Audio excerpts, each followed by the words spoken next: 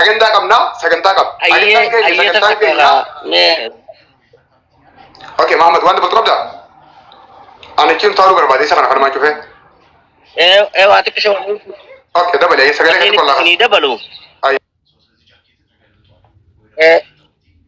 warni itti sini dabalu balisa keenya maamma shurrubbe akkuma ni jeetti waldaa san keessa achuma wal barre achuma keessa wajjisturre achumatti jechuudha rakkoo gaabu'aa bahii hedduu keessa waliin dabarre garanumaan maamma shurrubbe balisa keenya galatoomii jechaanii dhugaa rabbii dubbachuudhaaf iccitii waldaa kanaa fi dugmentara waldaa kanaa haga tokkoon harka jira jeetiin hubaddaa nama biraa jiraatu mala ammoo akka waldaa kanatti dugmentarri guututti harka jira jeetiin yaada haga tokko agasiin mataarra babee gara gartee xumura gara wannatti isinii dabra waggaa afran kana keessatti waldaa ittisa godaansa seeraan alaatii fi daldala namaa kana eega tola ooltummaadhaan hojiitti seenee mindaa tokko malee osoo nam tokkoon gartee mindaa irraa hin arganne keessa isaa keessaa rabbiif jecha ilmaan Oromoo karaa kana deemu baraaraa ture keessatti bu'aa bahii jiru aga tokkoon isin hima.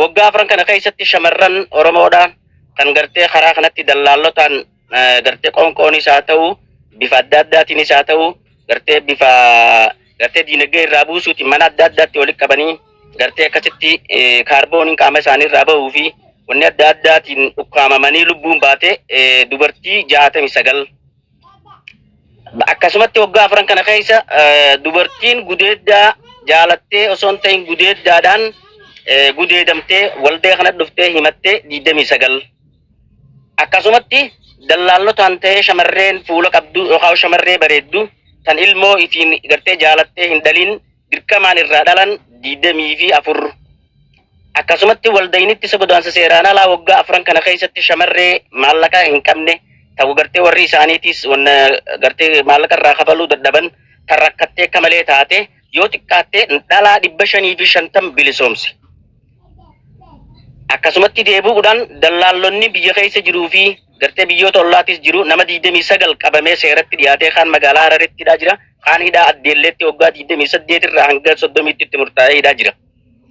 Kanarraa kan hafe dhiirtii lubbuudhaan dabartee dallaallota harkatti lubbuun dabartee osoo maallaqa buusii janiinii tumoo haa ta'u yookaan gartee mana oosha isaanii keessatti walitti qabamanii qoonqoodhaanis haa ta'u dhukkubnichi keessatti qabamee qabee dhukkuba yaala dhabuunis haa ta'u dhiira ta'ee kan lubbuun dabartee nama 29 dhiira ta'ee kan waldainitti isa godaansa seeraan alaa lubbuu isaa baraare waggaa afran kana keessatti nama 600 akkasumatti shamarreen gartee qabamtee dallaallotaan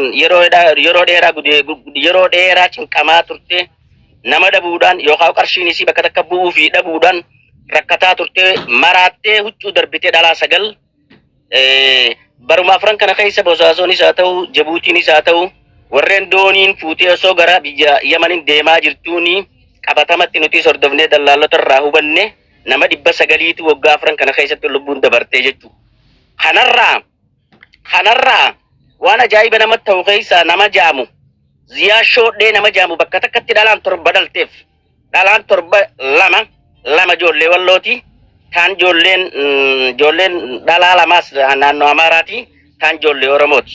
Isaan kun hundinuu haga ulfooytuu gadi lakkisu yeroo isaan bahara irraa bu'an doonii irraa buusee bira qabee dhalaa fuula qabdu tabareeddu fi qabee haga isiin ulfooytuu ibira tursiisa yeroo isiin ulfooytee tanaaf jalaa ergeeti tabiraa buufataa jechuudha. Kanaafuu wanna ajaa'ibsiisee waggaa afran kana keessa Ziyaa Shoodhee dhalaan 7 bakka takkatti ilmoo dhaltee fi Ziyaa Shoodhee waldaa ittisa godaansa seeraan alaa keessatti himatamaa ture jechuudha. Kana keessatti tan gartee obboleessa keenya Hussein Maabaraa obboleeyyan keenyallee akka gaarii dubbatanii dhuguma rabbiitti namni waldaa ittisa godaansa seeraan alaa kana akkuma jeetti kakatee fudhatee dhugaadhaan hojii bareedduu dalagee waan waldayni kun dadhabe ilmoo miskiinaata qarshii namarraa kafaluu dhabdi. Tagartee akka maleetti ijoollee Dabuub ijoollee Amaaraa kan namni irraa gartee maallaqa baasuu dhabame waldayni illee dadhabee Hussein dirqamatti kenninee Hussein baase nama 338 namni Hussein dirqamatti kenninee nuti harkaa baasisifne dallaallota harkaa. Keessa isaatiin benziila makiinaatti naqatee daara keessa deemee bakka adda addaa dhiqee. Kanaafuu bu'aa bahii waldaa ittisa godaansa seeraan alaa kana keessatti Hussein nama waldaa kanatti dhugumaan harka kennee dhugumaan gartee akkuma nama miseensa tokkotti hojjechaa ture jechuudha. Garuu haa ta'u immoo gartee maqaan isaa baduun hin oolamne. Bakka adda addaa keessatti Yaman keessatti hattaa yeroo dooniirraa namni bu'e hattaa gartee Yaman warra keessa bakka fedhe ta'ee namni yoo nama biraa tumee namni biraa maallaqa irraa buufates maqaan inni himatu Hussein Maabaraati. Kana eenyutu kana godhe? Dallaalota olii tana tattaa'u. Kan inni gartee gadii tanatti gartee yeroo inni isaan nama akka malee godhan dhaqee seera dhiyeessee hidhaanii warra inni mootummaa geesse hoosha isaanii cabsetuun dhiibbaa irratti godhan. Akkuma shukkuulee namni dalagaa walitti hidhanne jiruun san janii admaa ka'anii walgahii 70 ta'anitti maqaa Hussein Maabaraatiin malee namni hin tumamin, maqaa Hussein Maabaraatiin malee namni manatti hin ugguramin, maqaa Hussein Maabaraatiin malee nama hin bilbilchiisina.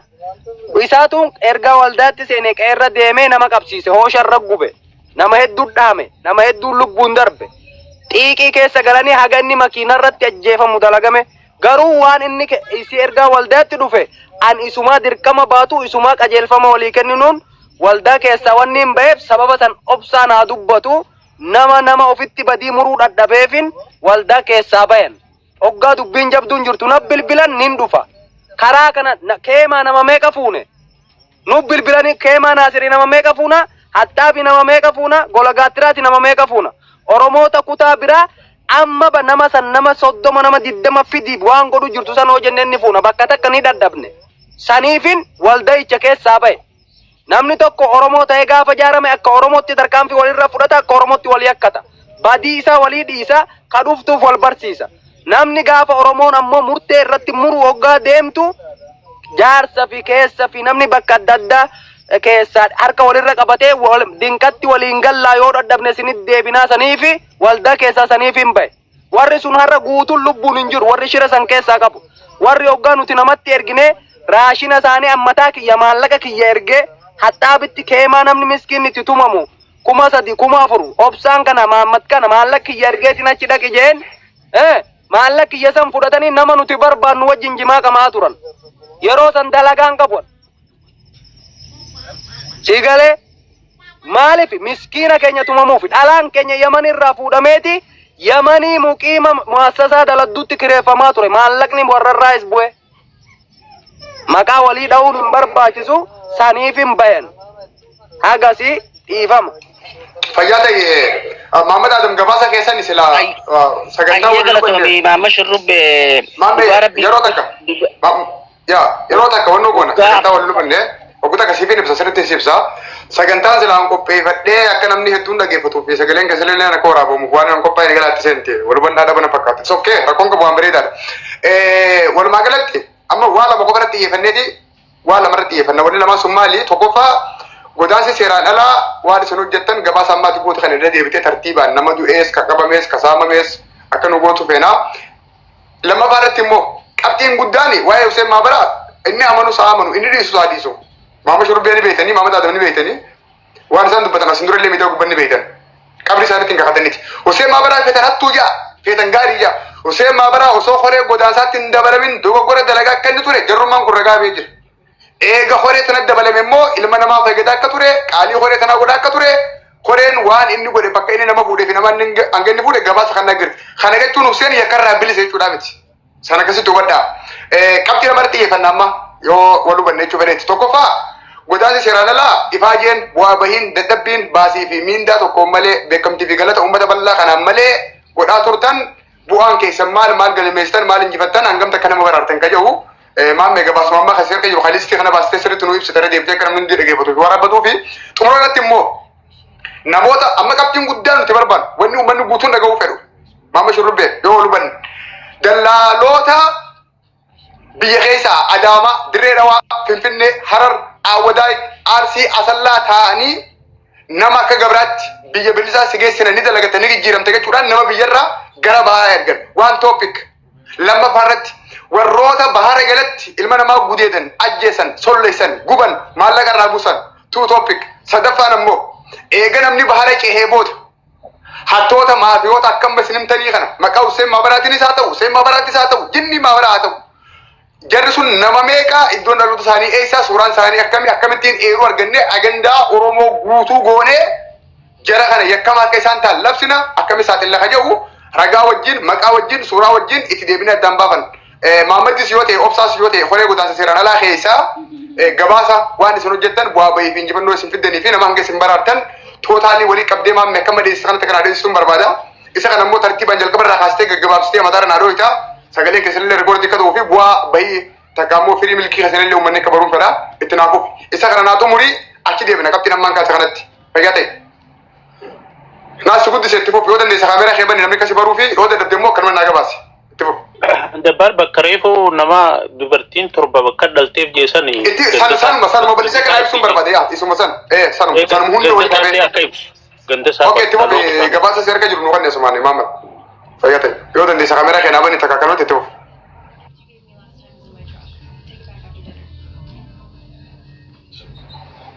Maamad Adam nu dhaga'u jirtaa mee? Ya, itti fuuf. Jidduutti ni qaqqaba ittiin deebi'a. Bareedee jirta amma itti fuuf waraabaddaa sagalee kana sirri waraabaddaa waan ajaa'ibaa as keessa jira wanni sitta kan dhagahin itti fuufi. Ayyee waggoota afran waldaynitti isa godaansa seeraan alaa fi daldala namaa tola ooltummaadhaan ilmaan Oromoo karaa kana deemaa jiru irratti gartee hundaa'ee tola ooltummaadhaan nama rakkate hundaa gartee baasaa ture yookaan bilisoomsaa ture waggaa afran kana keessatti kaniin liisaasaa harkaa qabu yookaan galmee isaanii harkaa qabu jechuu qabatamatti eenyutti qabatamaadhaan jechuu waan irra geenye ajjechaan shamar atamii fi sagalii gudeeddaan nama 29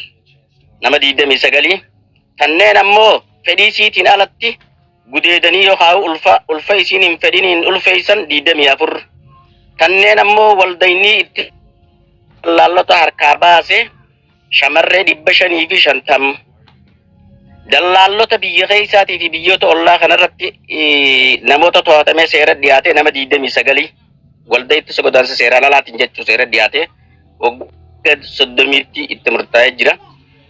Dhiirarraa ammoo namni dallaalota harkatti lubbuun dabartee nama 28 dhiira ta'ee immoo warreen gartee maallaqa dhabuudhaa fi gartee akka maleetti tumamee gubanii gartee qaama saalaan sibiila ibidda kaanii gubuudhaan gochi adda addaa irra gahame nama 600. Kana keessa ammoo shamarreen qarshii dhabaan yookaan qarshiin isii qabaachuu baattus yoo fuulaan bareedde oosha keessatti qabanii yeroo dheeraaf gudeedanii sammuu isii wanta godhan maraatte shamarree 9. Kanarraa Jabuutiirraa fi Bosaasorraa jalqabee dooniin gaamata afran kana keessatti fuutee namoota keenya bishaanitti hin garagaltee namni lubbuun dabartee nama 900. Nama 900 kana keessaan addatti immoo kan ajaa'iba nutti yeroo dheeraa irra deddeebi'aa turre Ziyaa Shoodhee nama jedhamu. Ziyaa Shoodheen kun nama shamarree torbarraa adda addaan dhalee jechuudha. Shamarree torba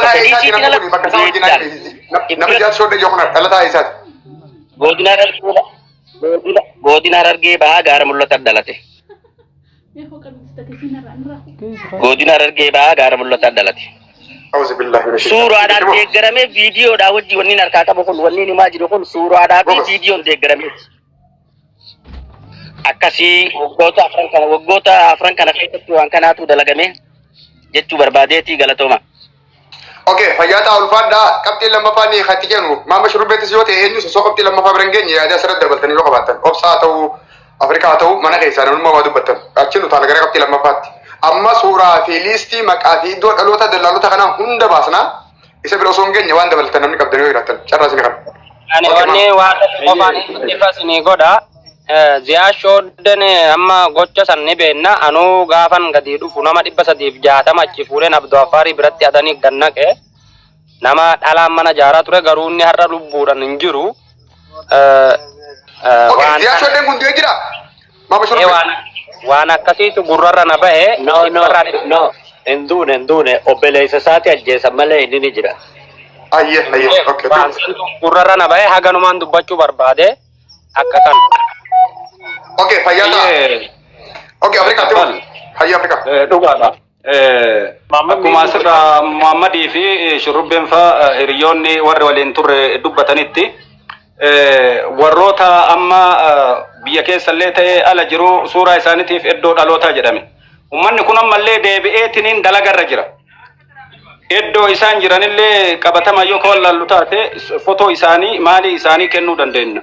Wanni kun immoo wanni asirratti namni ol baheetiin dubbatu tokko dabbaal wanna tokko fotoo qabdaa iddoo isaa qabatamaan beeyta ragaa viidiyoon deeggaramu qabdaa ragaa namootaa qabdaa waan jedhu akka irraa qulqulleessitu barbaadetti beeyta amma namni ana maqaan badee borunatti dhufa jedheetiin nama waan jabaa dalagu akkuma Huseen maabara amma reef duratti jenne kana akkuma moo deebee Taajuu Shurrubbellee maalidha inni maan qabamne maali jedha turan Taajuu Shurrubbee Wallo Huseen maabara Hararge ani ijoollee Sikkoo Mandooti kanaafuu hundi keenna waan tokkummaa yookiin ilmaan Oromoo kanaaf malee gandummaa fi naannummaan takkaa dubbannee waldaa kanarratti wanni amma jedhame kuni kana feemiti. Isaan kuni waan isaan achi qindeessanii as erganiin an hamma federaalaa deemee waldaa ittisa godaansa seeran alaa kana jiraachuu fi ambaasaadara Suudi Arabiyaa jiruuf ta'ee kayamanii ta'ee akka walquba qabaataniitiin waan kana furmaanni itti godhamu kan asii himbo Amir kan jedhamu Zamarmo Amir kan jedhamu inni leen wajjin ture kana godhaa ture jechu waldaan ittisa godaansa seeran alaa kaleessa roorrifamaa ture akka malee roorrifamaa ture haga jecha akka biyya jirullee ta'e kan naannoo hundarraa jiru akkuma Obsaa Yusuf jedhe kana Obsaa Yusuf haga bira dabranii asiin haala kam akka itti mijjeessinu nu gaafachuu gahan jechu ummanni maafayaan kun wanni isaan irraa wanni jiru maafayaan ammallee gama kanaa gaara kanatti ibidda haga mooratti dhufanii marsanii wanni adda addaa mooratti tarkaanfii fudhatamee jira san hin himannu namni waan akkasii himatu obboleeyyan mucaa kanaa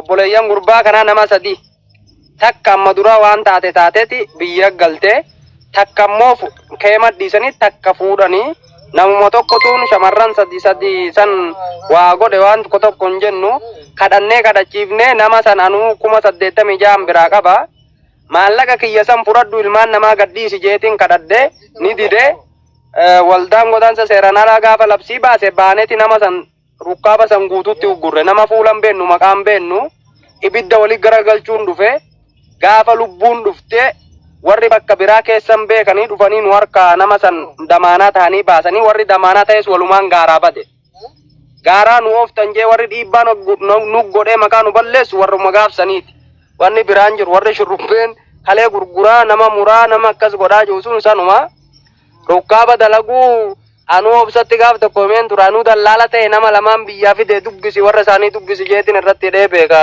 dhiirti waan gootuun hin dhoositu naan baafne namni sun ol dabarraan nagane waan ta'eef Oromoo waliin dalagaa hin qabnu diina waliin dalagaa qaba diina immoo dur waan goonu wal goona gaafa immoo irra aanne riskiin tiyya diinarraa Oromoon hidhatan qabu abbaan komatu abbaan dhiisusi hagasumaan siniin jaa inni itti adeebi'atu. Okay, Afrika chuo fayyee qabxii deenaatu murii achiru talaanis. Thank you, ma'am. Akkasuma Muhammad Shurrubbeen kuni waan amma dubbate kana waldaa harratti dubbatee waldaa ittisa godaansa seeran alaa kan namni kuma guyyaa san kan jiru nama 1,000 fi kara 500 irra ture gurupbii kanarra ol baheetiin mallaqa kiyya kan qabu 80 sirraa qaba 80 kiyya dhiisi waan dabaati ilmaan obboleewwani erga ta duraa hangafarraa ilmoo qabaatte tun haadha warraa sii ta'uu dandeettu nutti kenne jedhanii akkuma jedhame mallaqa godhanii fi warra achi waraana isaanii Shurrubbeen ni beeka erganii isaanillee as deebi'anii isuma waliin ijoollee dhaananii hanga ijoolleen as baatee isuma kanaa hin beeynu jettu takka laal tumaa innaa daangaa warri deemellee bitamee mallaqaan achumatti ijoollee qabaati waldayatti fidaa jedhan intarvii godhanii achumatti hin beeynu namni kun waan gaarii nuu godhee jedhan achi gabbahanii waan inni godhe guutuu ijoolleen ifa godhan jechuudha. Namni Shurrubbee dhugatti galatoomi ati Oromoodha waan umriin si haa dheeressu Oromoodha guyyaa takkallee naannummaa fi gandummaa si keessatti hin argine waan immootu amma TikTok irra deddeemtu kana nama ifaaje nama mootu Oromummaa deemu karaa maqaa isaa xureessaniin barbaaduun uumamuma kenna maaf jabaa kenna takkaa dinqisiifanneen beeknu.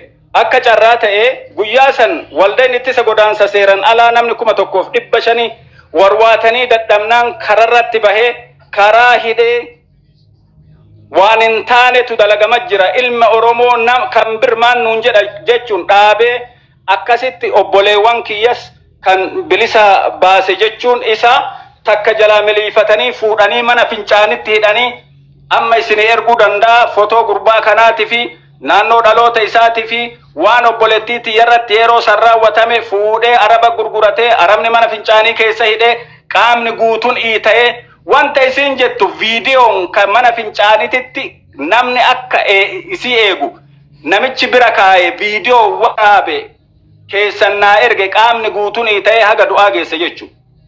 Kanaafuu waldaa ittis godaansa seeran ala wanti inni godhe karaa namaatilleen taate karaa rabbiitilleen galanni isaanii guddaadha. Rabbi isinaa gargaaru. Memberi bira kota. Thank you. Wadua la Dona Afrika. Kapti bira thank you to Allah. Wada sel kirte joro tak member tak kata kawan ini tini wada kan. Ulfada. Okay. Amma jalqabarraa yoo xiqqaate sa'aatii sadii ol haasaa kallattii goone jirra gabaasa dhageeffannee bu'aa ba'ii isaan keessa dabran dhageeffannee miidhaa ilmaan namaatti bakka sanarra gahu hunda isaa dhageeffannee qabxiin guddaa fi qabxiin guddaan uummanni sirriitti eeguu jiru yoo jiraate maa inni eeruu namoota kanaati. Obsaallee haa ta'u maamu shurrubbee caalaa isintuu waan kana wanna godhu jiran fakkaata waan ta'eef Afrikaa fi Mahammad Adamii fi obsaa keessa nama tokkoon fudhadhaa. Dallaalonni gocha akkanaa raawwataa jiru hasuuraan isaa maqaan isaa iddoo dhalootaa wajjin isin bira gahe yoo amma asirraa gabbuu nannu sadeen guruppii keessa teenyee kallattiidhaan kana erguu dandeessan asirratti illee barbaachisaa yoo ta'e baasnee kan uummata agarsiisnu asirratti baasnee uummata agarsiisuun xiqqoo yeroo fudhachuu danda'a. Gabaasuma qofa nu godhaa suuricha immoo anaaf kallattiin ergitanii ani marsaa lammaffaa isteeppiidhaan asirratti sitti deebi'a qaamaan silaa itti erguu qabuttis kallattiin ergee waan kana akka inni furmaata argatu godhuu ni dandeenya. Kanaaf isa sadeen keessaa Totally warra waan kana dalagu hanga ammaatti qoratanii irra geessan biyya keessaas bahara Duubaayis eega bahara as bahanis maqaa isaanii iddoo dhalootaatti fi namoota suuraan isin gidduu isin harka jirtu osoo gabaasa nu gootanii nama meeqanii gahaa maqaan isaanii eenyu feenyu irra guddaan dhalataa eessaati irra xiqqaan dhalataa eessaati suuraan isaa isin harka yoo jiraate isin keessaa namni irra wayyaa takka wanni kun bira jira jettanii yaaddanii carraa walii kannaa isinummaa waan kana na gabaasa maammee maal jette. Kana obsaa fi Mahammadii moota malee. Obsaa Mahammadii fi kan. Obsaa fi Mahammadii fi Afrikaa yoo ta'e malee ani gaafa ol deemu dallaalli jiru dallaala seeran dalagatu namoonni sun hin jiran amma guutuun nama haaraya bilbilaan sagaleen yoo ta'e malee wallaahi maqaa nama takkaan beeku ani beeke adiidha nama barreeffachuu danda'umi hin beeku sagalee oggaa bilbila na kennanitti hin dawwala ani haganumaan sun hin jaa cubbuun seenu yaabbulayyan. Allah yasdirakum. Bayyata imaamme. Okay, Muhammad Adam takka obsa listi yeroo kana baasaan wanna gutak. Gabaasuma nu gootanii maqaa fi suuraa fi iddoo dhalootaatiif hojii isaanii wajjin kaan ammoo kallattiin naaf ergitanii anis bakkaan ergu qabuun hin ergaa asirratti illee baasee immoo uummataaf viidiyoon isii yoo ta'e laayifii kallattiitiin gabaasaniin godha boodarra amma waan isin bira jiru gabaasa dalaalota. Kanumaan beekaa rasiiduma kiyya walirratti hidhuu malee itti bilbiluu malee biyyaniin bilbilaa maatiin bilbilaa isaa waldaatti bilbilaa bakka barbaada walirraa hidhafaa malee nama san yoo na bira dhufee hin beeku amma yoo na bira jiraatu. Ya, okay, isaan naaf akka inni yoo beeku Muhammad siif kan inni listii dalaalota kanaa baastee kan hojjetu maqaa suuraa iddoo dhalootaa wajjin. Waa takka rakkoon hin jiru wanni isaanii guutuun na harka jira wanni isaanii guutuun barbaachisaa taanaan na harka jira iddoon dhaloota isaanii maqaan isaanii gochi isaan dalagan nama isaanii matu warra isaan cafaqanii rarraasanii gartee qaamaa biliin fitan akka isaanii sagalee irraa irraas na harka jirti tasanii waa takka itti rakkatin. Okay, itu Muhammad grupi akkasi argannu Ogutak lala akkaan jeeti isinis bira guyyaadhaanii hin jarjarinaa kunaan subii azaanuuf deema waan takkaan isinii himaa guyyaan tokko tokkuma if qabnaa hara kaaniin gurbaa diimaadhaa wajjinii haasawaadhaa jirra taa akkanaan ja'a ya gurbaan diimaadha sinis nu margu jira thank you dhaggeeffadha maqaa laal mee waan ajaa'ibaa takka taa girrisaan kiyya kun haa hubatu girrisaan amma ani gartee ati warra jannataati jechuun irra Jawhar yoo dhufe ati warra azaabaati jeeni birroo yaada amma girrisaan yoo Jawhar baru qiyaamaa taajees girrisaan edanu deemeetuma qophaawa maaliif waan qabu nyaataa wanni dha godhataa ani laal siyaasaa Jawhar Mahammad hin deeggaru amma immoo namni waliin dhaabbachuudha jiru Jawaar Mohaammed wajjin. Maaliif yoo keetan taate waan haqa ani bara meeqarran laffa'e kana ilmaan gadi buqaadhaa tana waan gayyaasuudha jiru waan dallaalota tana gayyaasuudha jiru wajjin dhaabbanna taa akkanaan ja'a. Maqaa dallaalotaa kana nuti kami qabna ni beeytanii dallaalota kana Arsiidhaa eessa akka mana qabu, Habaalee eessa akka mana qabu, Harargeedhaa eessa akka mana qabu, hanga dandeenya suuraa isaaniitii wajjin gocha isaan waliin godhanii wajjin ani meemoree 16 fuudheetiin meemoree 4 dirree xayyaara Masritti narraa qaban. Maaliif jennaan Yaman irraa kaanii Astiraaliyaa dhufu jechuun Yamanii fi Masrii iddoo sa'a 3 naan deeme xayyaarri. Masrii fi Doohaa iddoo sa'a 3 cina naan Doohaa irraa kaasee xayyaarri ilaa Meelboorn. Warra asirra jiru kana hunda foloo godhadhaa naa isin jeesin fayyada waan ta'eef tatteessin ilaalina. Isaan hunda foloo godhaa. Thank you. Dhaggeeffadhaa.